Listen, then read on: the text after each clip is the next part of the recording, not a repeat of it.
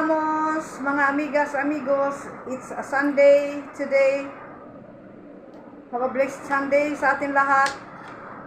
Sana okay lang tayo dahil okay din lang kami dito. Alhamdulillah. Luto tayo ngayon guys. Ang luto namin, late na. Luto ako ng ampalaya. Dahil wala kaming yung isda na maliliit kahapon. Yun ang niluto ko. Tapos manok lang sa ref. So, always manok, kaya ang palaya lang kami ngayon guys, with eggs, gisa ko sa eggs. Ito guys, ang ampalaya, 4 pieces of ampalaya, only for our lunch. Nakababad ito sa sa salt. Mga gulay dito, binababad ko guys, sa salt para iwas mikrobyo. Lahat binababad ko for 10 minutes bago ko mag-gayat-gayat. Ngayon magayat na tayo. Si Maliha still taking her bath. Then last si Rihanna. Nakaligo na ako guys. Nakapusod tayo ngayon. Gusto kong putulan ang buhok ko dahil summer, ayaw ng mga bata. Pati mga in-laws ko gusto nila ang hair ko. Dahil talo ko sila sa hair ko dahil medyo makapal-kapal ang buhok ko guys. Mga mga kapatid na babae ng habi ko, manipis ng buhok nila. Bata pa sila sa akin, manipis ng buhok nila. Yung sa akin mahaba na guys. So, pusod-pusod lang tayo. Cutting 4 pieces of ampalaya. Igigisa ko sa masarap ito igisa sa hipon. Ang mahal ng hipon ngayon, 1,200 ang kilo. So, ano lang muna ang pansahog natin. Yung,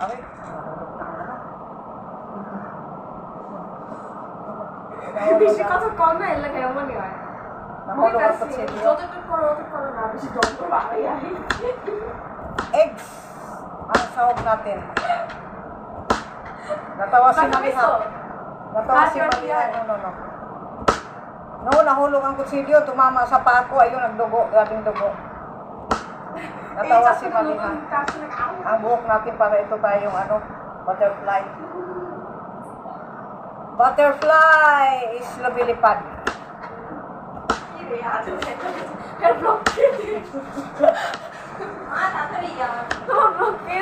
I will give na wait. Need na kasi kaya need hot water for Maliha. Dahil siya, sickly siya. Cellphone ito gamit ko ngayon ni Rihanna guys dahil napuno na yung memory. Anong ibig sabihin Maliha ng tapat na pagmamahal? I don't know. Genuine love from husband. Silvia?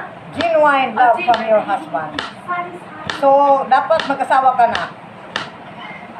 Maghanap na tayo guys ng pang partner kay Maliha. Mga kaklase niya, lahat nag-aasawa na.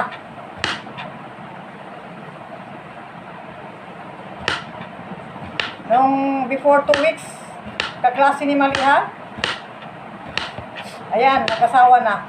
18 years old lang. Gusto mo? Ha? Maliha, gusto mo mag-asawa? Na.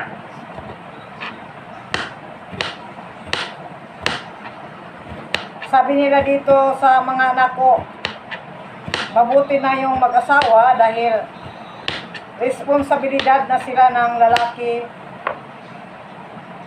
Pag mag-shopping, all the time shopping. Pag may trabaho naman, pag wala, so anong isa-shopping? Sabi nito kapitbahay ko, palagi kayo mag-shopping ng asawa mo. Tingnan natin, parang kumilimlim ang panahon guys. It's getting darker. Medyo masama ang lagay ng panahon. Dapat kanina umalis kami guys. Yung teacher ni Maliha. Ang hirap talaga. So hirap pag walang lalaking kasama. Lalo na dito sa bansa na banyaga tayo. Kung meron tayong importanteng lakarin, hindi natin malakad. Hindi naman pwede kami lang ni Rihanna dahil pupunta kami guys sa opisina. Dahil yung kulang na lang, para maibenta na yung hasinda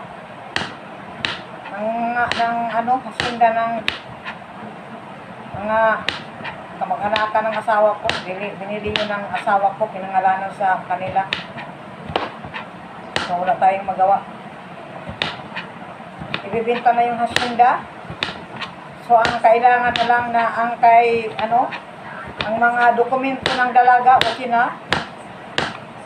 So, dokumento na lang sa akin ang kailangan ipa-affidavit, guys, dahil na-complicate sa pangalan ko nga. Cecilia ako nung Christian, tapos nung Muslim na Salma. So, ipa-affidavit natin na Cecilia and Salma. May mga dokumento na nag-embrace ng Islam, Cecilia as to Salma. So, ayun, may mga dokumento, lang yun, translation, guys, ipa-translate yung English sa Bangla. Tapos yung na-convert ako ng Muslim, mayroon akong certificate, Arabic. So, yung Arabic na yun, ipa-translate to English and Bangla. Dapat kanina umalis kami, busy yung teacher. So, sabi niya kanina, inshallah, this coming Thursday, mag-leave siya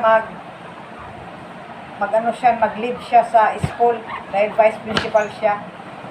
Mag-leave siya that day, on Thursday, on Tuesday, this coming Tuesday, para maayos na yung papeles, guys, para maibinta na yung maibinta na yung dapat maibinta, para makakilos na kami kung anong dapat namin i-move on sa buhay namin.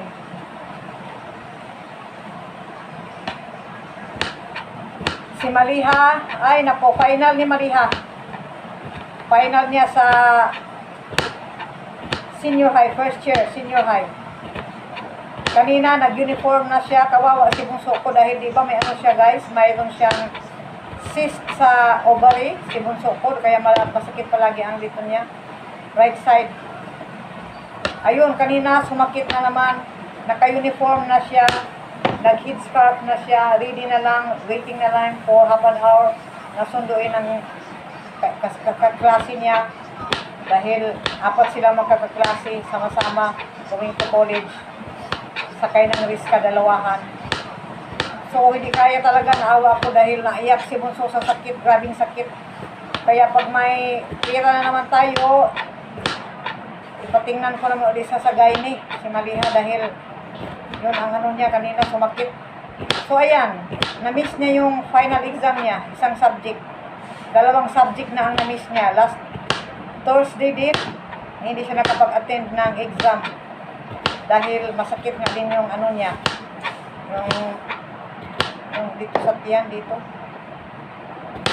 Wala namang problema yun, guys, yung cyst na yun, it's not masama na cyst, hindi masama na cyst yun, sabi ng doktora.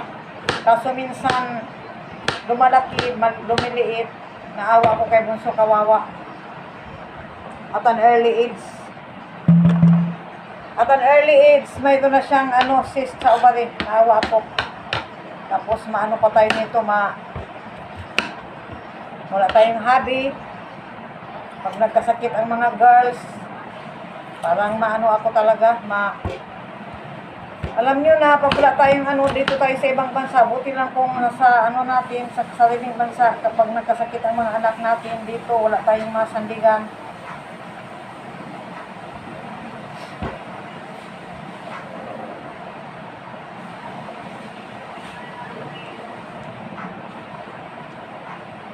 Mabuti naman yung mga anak ko, hindi sila mapili, kahit gulay lang, fights na, guys. Ako, ang palaya lang ang gulamin namin ngayon dahil nag-chicken kami ng 2 days. Laging chicken na lang. So, ang palaya naman tayo para medyo, mapait-pait, walang gulay. Late na ako kanina. Mamalingki, wala na. Late na mamalingki. Yan lang ang natin, update sa mga buhay-buhay. Kanina, nag-almusal kami ng tinapay. Tapos, eggs. Wala akong kamatis. Masarap igisa ito sa bawang sibuyas kamatis na may eggs. Kaso wala tayong kamatis. Thank you guys. Daghang salamat sa inyong mga suporta. Mga love support sa amua. Wala na akong maka-video ilang days na dahil wala akong unsa pa? Wala akong maisip nga i-content. Tapos gusto ko sana mag-live. Hindi pwede mag-live dahil 6 to 7 may estudyante si Rihanna sa English lang ang tinturo niya. Isang subject lang 700. Pag sa pag sa city talaga si Rihanna, one subject lang English, 3 times a week, 3,000 ang sweldo. Eh dito sa amin, mura ang mura ang rate. So okay lang yan, mura, para naman at least nakakaraos din. Tapos 7 to 8 hanggang 8:30, may isang estudyante si Rihanna, grade 9, tinuturuan. Yung 6 to 7, kaklase yun ni Rihanna. O ni Maliha. Senior high. Yung isang estudyante niya, grade 9, 7 to 8. Tapos may pangumaga pa yung dalawang kambal. Kaya naawa na ako kay Rihanna, pagod ng katawan niya sa kakaturo ever since na nag-graduate siya ng high school. Yan ang niya, okupasyon, mentally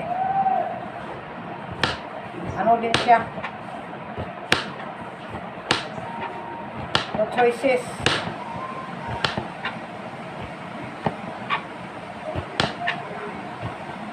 Maraming salamat guys sa inyong mga suporta love sa amin, sa mga bagong subscribers. Shout out po sa mga bagong subscribers. Hello everyone. Thank you. Sa mga lumang subscribers, sharers, sa mga nagpapalipad ng super thanks. Daghang salamat, maraming salamat kayo. Natapos ko na rin ang paggayat. Now ready, nakaluto na ng si Rihanna ng rice bago siya naligo. So lang ito, ang palaya, sandali lang naman ito. Ang palaya.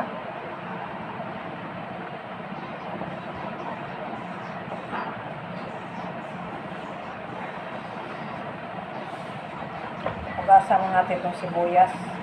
Nakalimot na tayo kung nakugasan o hindi. Hugasan pa. Biglang dumilim guys. May indikasyon na yung pabigla-bigla lang ang hangin na malakas. With ulan, sometimes thunderstorm.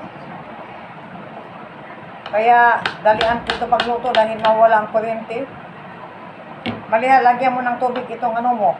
Oy, you put the water in your this one jug. Dahil para magluto na tayo. Gayat na tayo ng sibuyas. Mahal ang sibuyas ngayon dito guys. 65 ang kilo. Pusyoti, what is pusyoti? 65. Sa Pinas pa, 33 pesos.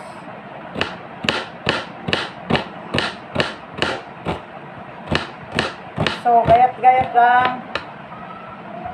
Gayat-gayat.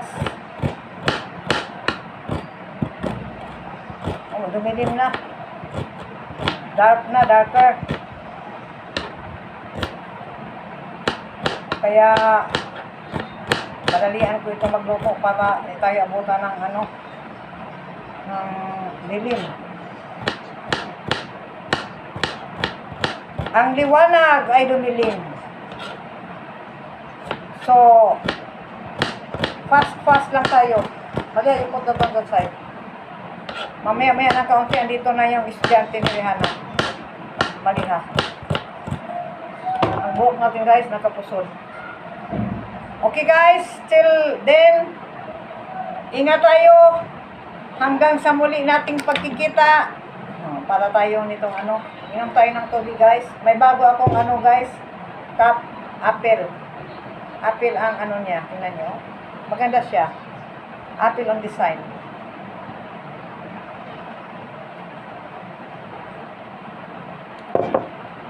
Kasi kami dito, guys, kanya-kanya kami ng ano, ng glass, ng cups. Si Maliha, iba ang kanya-kanya. Si Rihanna din kanya-kanya. Kahit sa Saudi, kahit plato namin dito, kanya-kanya kami. Kutsara, kanya-kanya. Para hygiene ba, guys? Hygienic. Ever since nasa Saudi pa kami, kanya-kanya kami. Asawa ko, iba ang ano niya, plates. Mga anak ko, iba. Kaya hanggang dito sa Bangladesh, yun ang nakasanayan. Tapos, pagkatapos kumain, kanya-kanya ding hugas. Kahit sa Saudi pa kami noon, pag matapos kumain sila, kanya-kanyang hugas si Rihanna sa kanya, si Maliha din. Kahit maliit pa si Maliha. Ang hobby ko ako ang maghugas. Dito sa Bangladesh ngayon, kanya-kanya ng ano hugas, guys. Okay yun para walang ano-gano. Wala gaanong, ano ba? Pinggan na ano. Okay guys, bye! You're the night sky trying to make me see